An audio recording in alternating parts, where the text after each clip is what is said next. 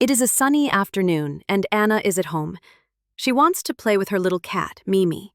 But when Anna calls, "Mimi, Mimi, where are you?" the cat does not come. Anna looks under the bed. Mimi is not there. She looks behind the sofa. Still no cat. Anna goes to the kitchen and checks near the table.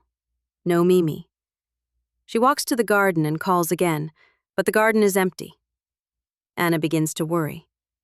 "Where is my cat?" she says. Suddenly, Anna hears a soft sound.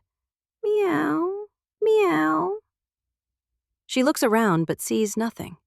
The sound comes again, a little louder this time. Anna looks up and sees Mimi sitting on a tree branch. "Oh, Mimi," Anna says with relief. "How did you get up there?" Mimi looks down and meows again. Anna smiles and says, "Don't be afraid. Come to me." Mimi jumps from the tree into Anna's arms. Anna hugs her tightly. She feels happy again. "Next time, stay close to me, little cat," Anna whispers. Mimi purrs softly, and together they walk back home.